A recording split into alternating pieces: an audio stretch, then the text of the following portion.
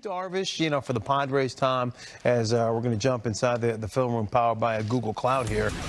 Outside of one bad start, this guy's been actually money, I mean, for San Diego. He really has. The game has really changed now. For the first time ever, fewer fastballs than other pitches. So a minority of pitches now are fastballs, and he kind of epitomizes it to an extreme.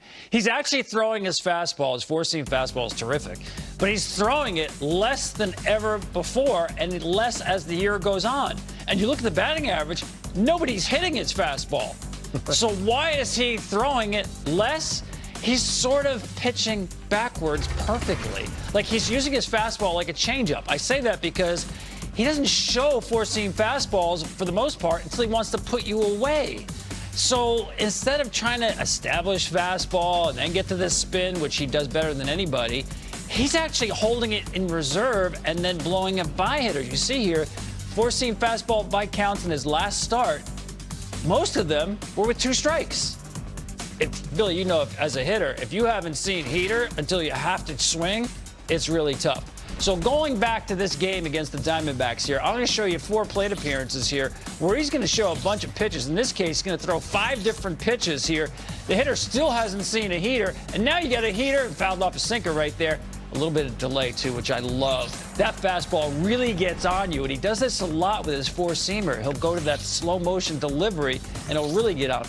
Nobody swings first pitch, it seems like, Darvish, because you can't sit any pitch. Now he's going to blow the fastball by you. He's going to repeat this pattern again here. Again, he's going to get ahead with fastballs and breaking balls, sinkers and breaking balls here. And when it's time to put the hitter away, still hasn't seen a fastball yet. See that delay again? A little hesitation there. Yeah. Again, and that fastball is going to get on you because you haven't seen it. One more time here, same pattern here. Again, you don't know what to sit on first pitch. That's a sinker away, slider in. Now he's got him set up, hasn't seen fastball, and now you're late. It's just fascinating the way he uses his stuff. He's got 7 different pitches.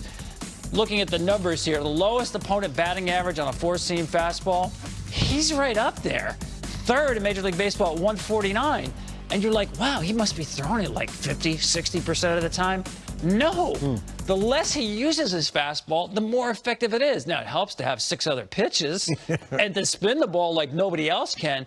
But I love what he's doing with his fastball. He's completely changed his career. He came up as a spin guy, but mostly a hard four-seam fastball guy.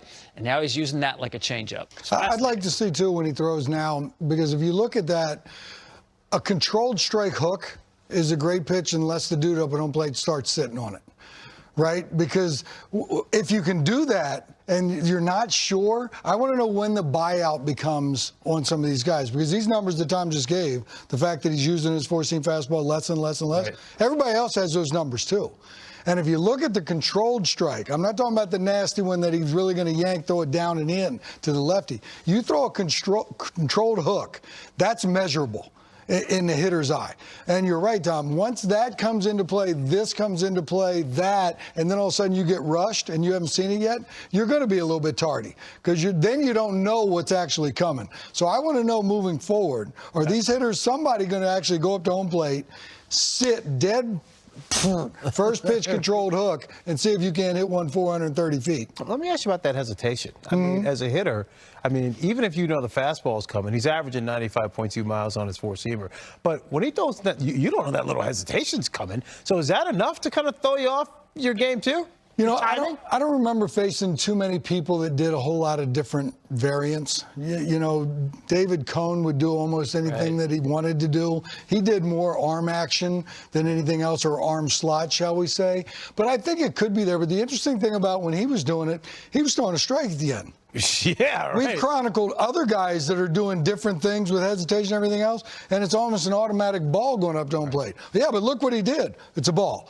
If you're going to be able to do that, and he pauses just a tad in there, because, sometimes when the pitcher picks your foot up, you want to pick yours up. Right. So especially that would probably have more play on somebody that was a bigger leg kick guy at home plate, because then maybe his mechanics gets thrown off. But what's impressive, he hesitates, and he was throwing strikes out of it. If you hesitate and throw a ball, you don't have to swing at it.